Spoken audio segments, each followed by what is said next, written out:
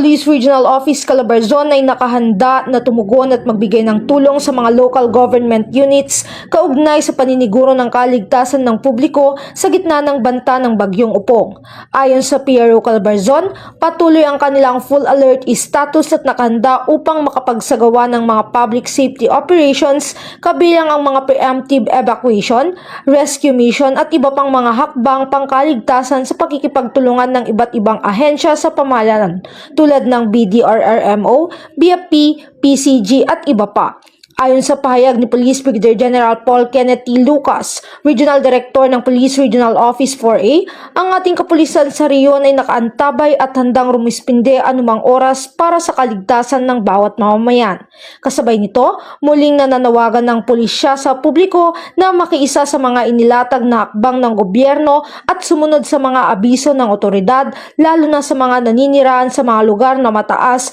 ang panganib sa pagbaha, landslide at storm surge.